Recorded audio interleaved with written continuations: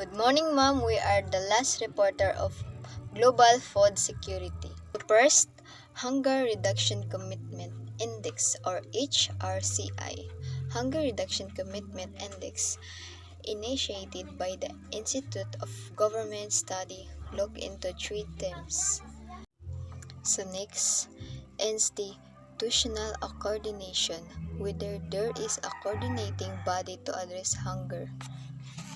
So, yes, the Philippines has a coordinating body to address hunger and malnutrition. The National Nutrition Council, NNC. The NNC is responsible for policy and program development. The NNC formulates and coordinates policy and program to address hunger and malnutrition in the Philippines. Daghan kay gutom. Is government intention and action about priority action of the government on hungry band malnutrition. So national feeding program, the passage of Public Act 11037 or the Masustansyang Pagkain para sa Batang Pilipino Act of 2018 National Feeding Program to address malnutrition among Filipino children. Analytical rigor about the generation of scientific evidence on hunger and malnutrition as the base of public policy. And so example is analytical rigor and the generation of scientific evidence on hunger and malnutrition for public policy can be improved by setting evidence-based target policy. Action should be based on the evidence and implementation. So next is Global Hunger Index. So Global Hunger Index is published by Concerned International and World Hunger Life. It looks into indicators such as the share of the population related to undernourishment, referring to insufficient caloric intake.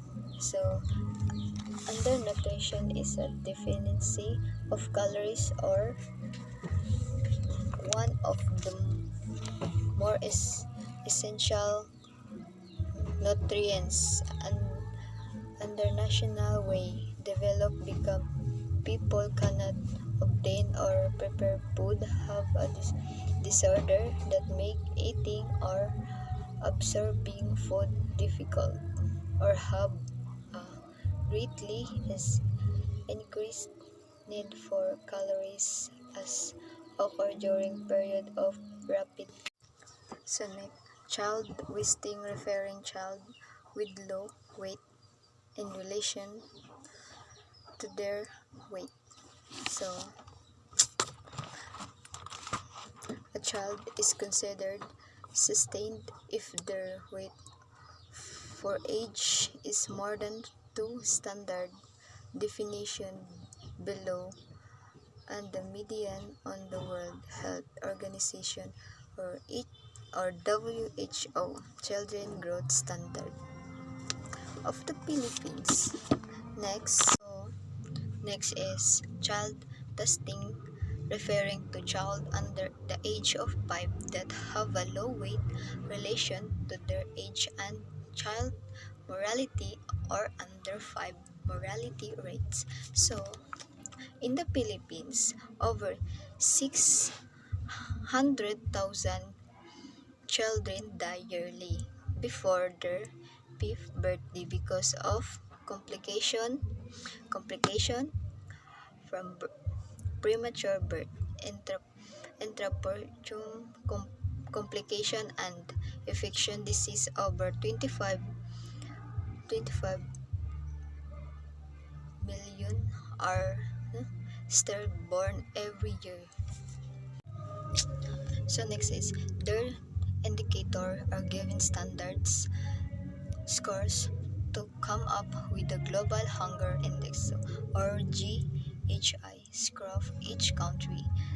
the GHI can monitor the state of hunger and the national and global levels to inform the policy and action where they are needed. So, since 1990, the global under 5 mortality rate has dropped by 59% from 93 deaths or per 1,000 live birth in 1990 to 37 in 2022.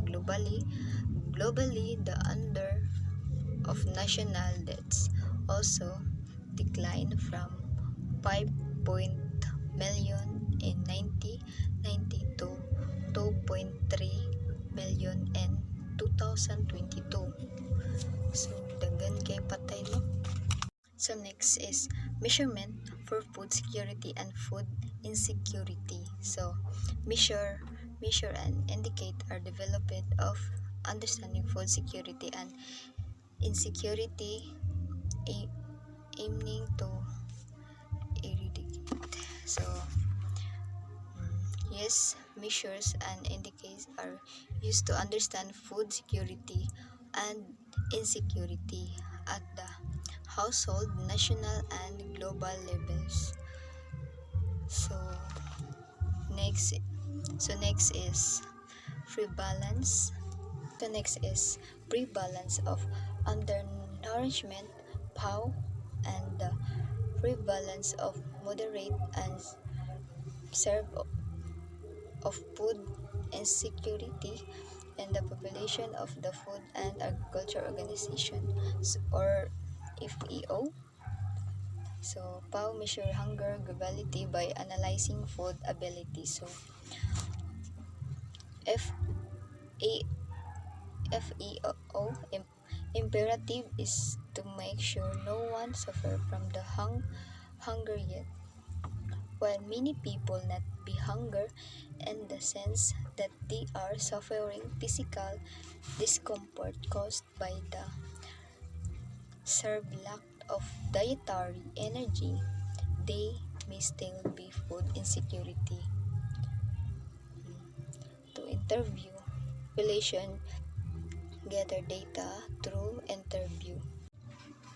So, definition of terms: food security, condition of which everyone to able to access sufficient, safe, and nutrition food anytime. So, makakuan mo dyan ta anytime.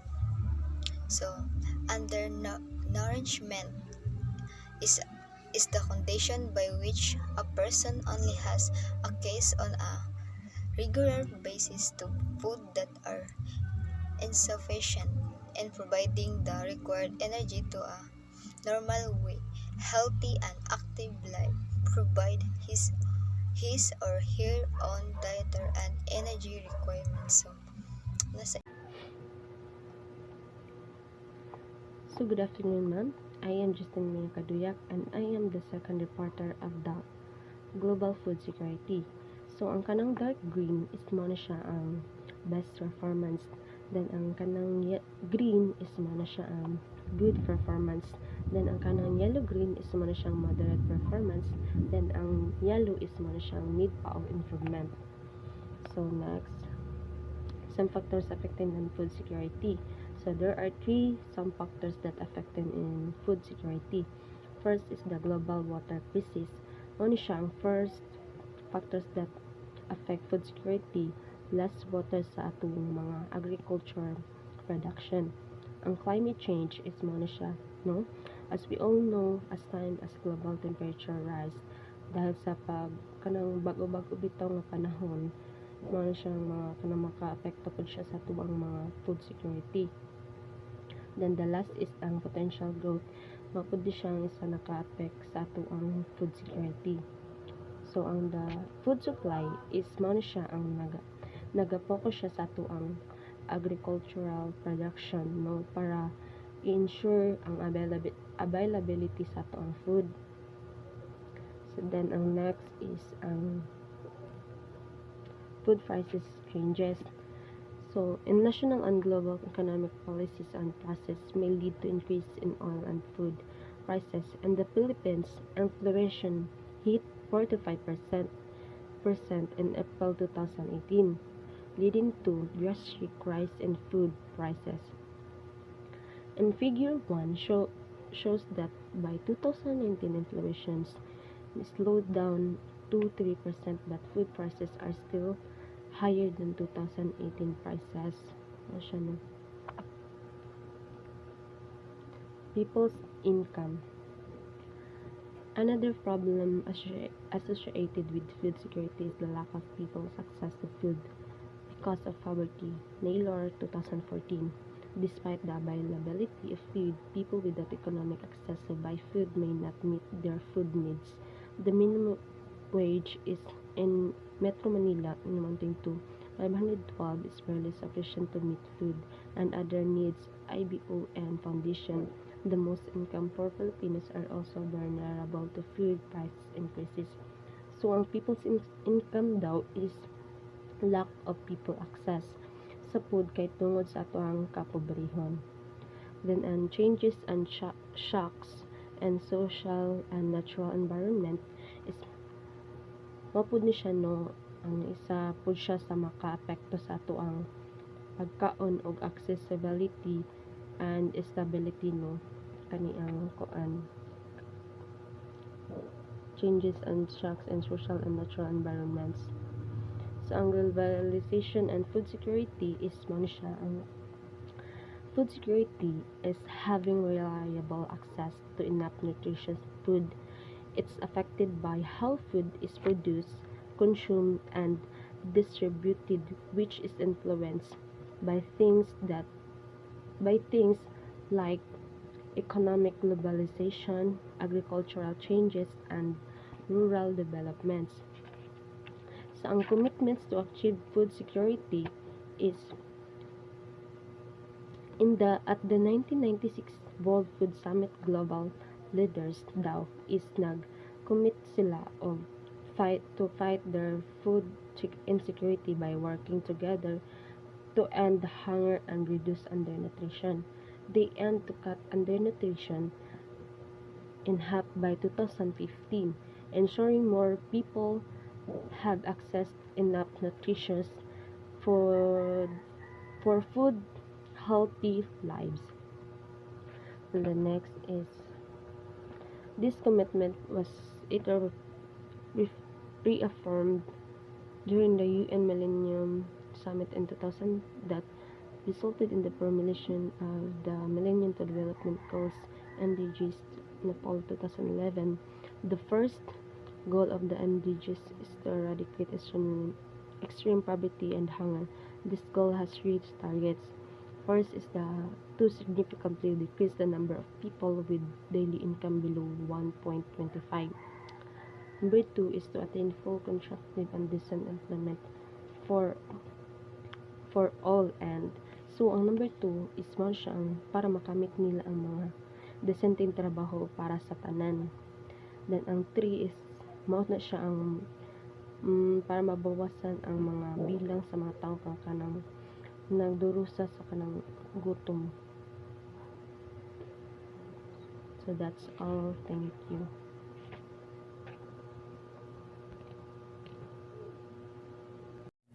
Hi, I am Christine Tejero. I am the last reporter of this topic. First, we have contemplate. I am not an Athenian or a Greek, but a citizen of the world. In your opinion, why did Socrates say this message? How would you feel if you are called a citizen of the world? Does it mean to be a citizen of the world? What are your thoughts?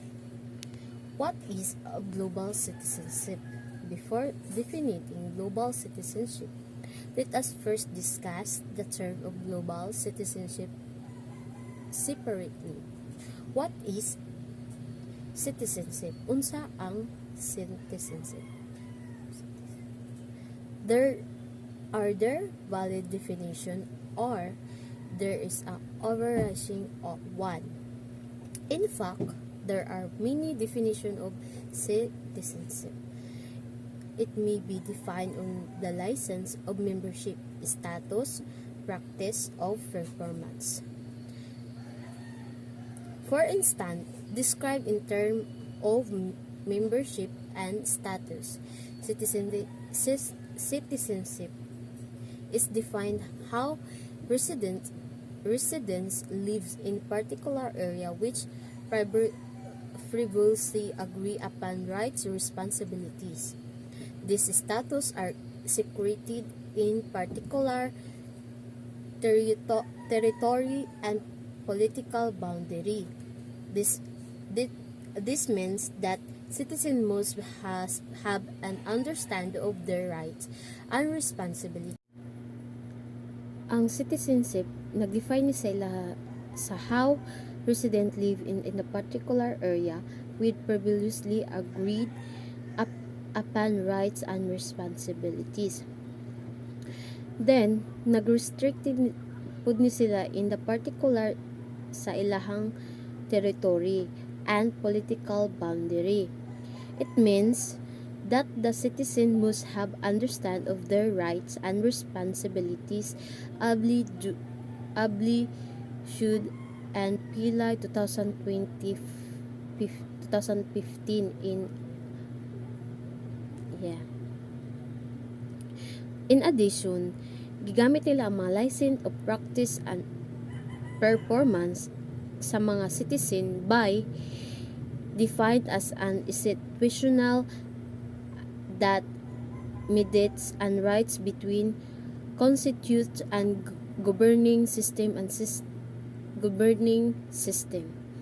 However, the relation between the citizen and government system is not always unified or stable.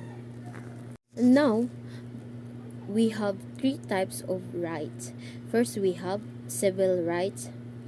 Civil rights are provided by the certain of locality to its public constitutes. Ni-include po ni sila sa rights to free speech. Every citizen gi-allow nila ang to communicate openly. He or she is permanent to voice opinions even if it's critical to government, just as long as it has basis and evidence. Civil rights and also includes the right to have and to be treated by dignity. And now we have political rights. Kani sila administrative entitlement provided by a specific government. Ni-include ni sila sa right to run for office. Every citizen has the right to be selected as a representative of his or her community as long as he or she meet various criteria. And then we have the last social rights. Kani sila ang entitled related to the public service and to social protection. Ni-include po ni sila sa mga insurance, healthcare, welfare, housing, and pensions. And now we have three types of duties. First, we have conscription. Kani sila obligation ni sa mga registered as a reserve force in the army. Means that every able-bodied citizen is asked to take up arms and fight for their country in case of the war, like mga sundalo, like that. Sila ang mo fight in case of there's case of war in their country. And second, we have taxation. Relate ni sila sa mga duty to pay compulsory contribution to state or the government. Last is participation. Sila ang obligation to the take part in the community. Kaya bali, every citizen i-encourage nila to participate in the development of their community. They and also encourage to vote their leaders during selections. And now we have three categories of global citizenship. First, we have open global citizenship. Ni-believe ni sila that nation will still exist and differ from one another. However, it recognizes the interdependence between different nations and the opportunities for cultural diversification. Sila ang mga nation still exist and differ from one another. And next, we have moral global citizenship. Sila ang mga focuses on the ethical aspect to global citizenship. What are the moral facets of global rights and responsibilities? Ang moral global citizenship, sila ang put emphasis on human rights. Sila ang mga nag-on sa human right, equality, and global responsibility. Third, we have socio-political global citizenship. Sila ang sila ang nag-emphasize sa social and governmental system and structure around the world. It advocates the shift in existing political powers in order to advance global equality in 2011. Ang category of global citizenship. Why global citizenship? Because in 2015, the United Nations UN submit declaration to transform our world. The 2030 Agenda for Sustainable Development, kay balit sa mga 2020 maabutay mo sustainable ang development. Name Global Citizenship Education as the one of strangers in the Sustainable Development Goals. Mo na ilang mga goals para sa 2030 nga moabutay. SDG 4.7. Also, gimension po nila in Declaration 2036 UN. Ang additional in the UN Secretary General Report in 2015 agreed the educator to utilize global citizen education to promote peace around the world. UN 2015. As one can see, global citizenship is highly supported by international organizations and worldwide declaration. And then, learning to live together.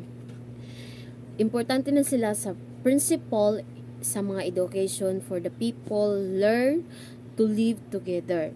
In fact, Jude, it just also crucial in the rapidly changing world where population is becoming more and more diverse. Kay grabe na jud kaayo ang karon nga daghan na kaayo ta diri sa earth nga grabe na jud. It is integral for education to promote a cultural of peace, non-violence, tolerance, and respect. Learning to live together, understand different nation interconnectedness and interdependence. Requires sa strategies to diplomatic issues extends and compromise. Restore dignity Paul year 1970. Siya ang ni-agrees people to be educated in citizen right in the order to question the hidden oppressive system that surrounded them. The text of global citizenship education is not just to teach about current system but also concepts of global social justice and the basic right. Global citizenship education impart knowledge about the right of every individual in international community. One of these basic right is that every human being has the right to live in dignity. Global citizen education assesses restoring positive identity, dignity, and self-esteem of individuals. Issue in the global citizenship. This did describe the program nga ni conceptualization sa education of global citizenship. There is still a issue and challenge arising. Kani nga mga issue is a challenging maybe sa nga maka classified into their one complex between global citizenship and national citizenship. And two, we have conflict between global citizenship and an individual difference. And the three, development of the imagination for the global. Mauto ang mga issue in the global citizenship. And now we have conflicts between global citizenship and national citizenship. Even mga tao are encouraged to be born global citizenship in reality, di ba? They live in their own culture with their own context. Ignatius 1994 as cited in the P 2008 P 225. This is kanijud siya ang very obvious in countries with significant amount of immigration.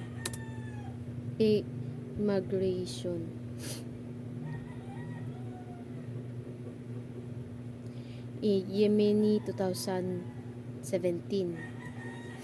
And then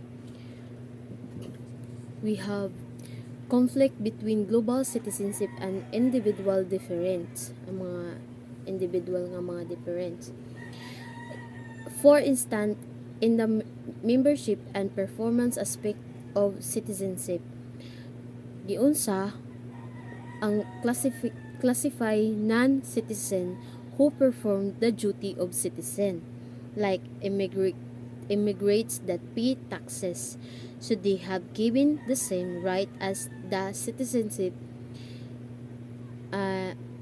Asian and in years 2014 in Asian and in Italy, for example, immigrants who perform kibali ang example ani kisa na-perform sa kibali sa isa-isa nga mga tao og the service or care work in Italian and their families and no deep set secrets are still not treated as a part of family because they are foreigners, and in fact they are called employment forage. Example sa mga caregiver, nurse, and domestic helper sa gawas ing ana kung pa ba sila sa mga citizen. And then sa mga an individual also have multiple citizen identities Hagrickton 2014. For instance, a personal may have individual citizen because he or she resides in two countries. Finally, another source of conflicts that assumption that English is universal language. Yumini 2017 even thought is not language used by most number of polar.